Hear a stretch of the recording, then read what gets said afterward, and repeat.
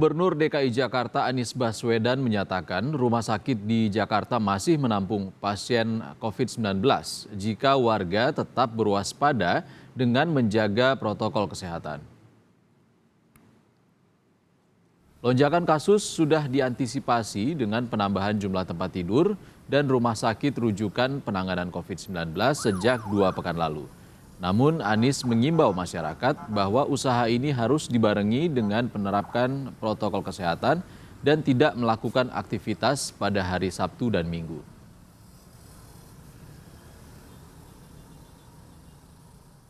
Sejak dari awal kita melakukan penambahan jumlah tempat tidur, penambahan jumlah rumah sakit. Kalau 2 minggu lalu kita tidak mulai melakukan peningkatan, minggu lalu sudah penuh. Saat ini alhamdulillah masih bisa tertangani, tetapi kita semua harus ekstra hati-hati karena tidak mungkin ini kalau seperti bocor, atap bocor, kita hanya membesarkan terus ember untuk menangkap bocorannya, tapi lubangnya itu harus ditambal. Cara menambalnya bagaimana? Mengurangi aktivitas yang tidak perlu, mengurangi interaksi, itu hulunya harus dibereskan. Jumlah pasien positif COVID-19 yang dirawat di Rumah Sakit Darurat Wisma Atlet Kemayoran, Jakarta Pusat terus bertambah. Saat ini keterisian tempat tidur di Rumah Sakit Darurat Wisma Atlet Kemayoran mencapai 89,03%. Berdasarkan data 26 Juni, terjadi penambahan 369 pasien COVID-19. Sementara total ada 7.028 pasien COVID-19 yang saat ini dirawat di Rumah Sakit Darurat Wisma Atlet Kemayoran.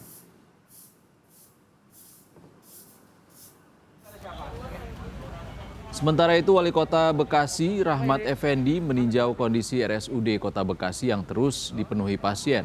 Untuk mengurangi beban RSUD, Pemkot Bekasi akan menambah ruang isolasi di rumah sakit swasta. Saat ini RSUD tidak mampu menampung pasien yang terus datang, meskipun sudah menambah ruang perawatan COVID-19. Wali Kota Bekasi mengakui lonjakan kasus membuat angka keterisian rumah sakit di Kota Bekasi sudah mencapai 80%. Pemkot Bekasi berencana menambah ruang isolasi COVID di rumah sakit swasta dan memaksimalkan Stadion Patriot untuk perawatan COVID-19.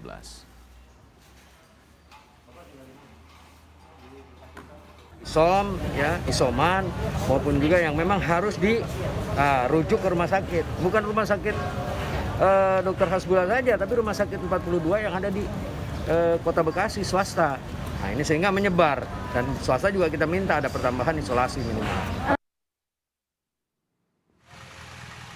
Kapolri, Panglima TNI bersama Gubernur DKI dan Menteri Kesehatan melakukan sidak pemberlakuan pembatasan kegiatan masyarakat di Jakarta Selatan.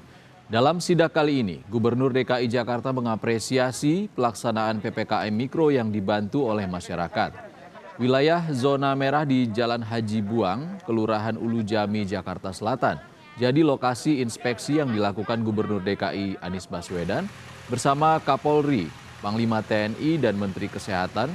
Hadir juga Kapolda Metro Jaya serta Pangdam Jaya. Dari hasil tracing warga di lokasi ini terdapat 46 warga yang terpapar COVID-19 dengan kategori orang tanpa gejala. Anies mengimbau kepada masyarakat untuk disiplin menerapkan protokol kesehatan dan jika kondisi masyarakat kurang sehat serta mengalami gejala COVID-19 segera mendatangi posko terdekat. Pak Kapolri, Pak Menkes melihat pelaksanaan. Ini RT berapa? RT 1, Kelurahan Ulu Jami dilakukan sidak dan alhamdulillah terlihat di situ bahwa para petugasnya memahami dan sudah melaksanakan. Dan dukungan dari seluruh masyarakat, apalagi ibu-ibu, Dasar Wisma, ini para aktivis yang tahu persis kondisi tiap keluarga di wilayahnya. Itu tadi. Jadi pesannya bagi semua, ikuti protokol kesehatan dan bila membutuhkan sesuatu datangi di posko-posko yang ada di seluruh wilayah di Jakarta. Sementara itu, Pangdam Jaya Maijen TNI Mulyo Aji mengatakan sesuai arahan Presiden Republik Indonesia Joko Widodo, wilayah DKI Jakarta ditargetkan melakukan penyuntikan vaksin 100.000 per hari. Pangdam juga meminta masyarakat untuk melakukan vaksin sebelum tertular virus corona. Disampaikan harus kita segera vaksin.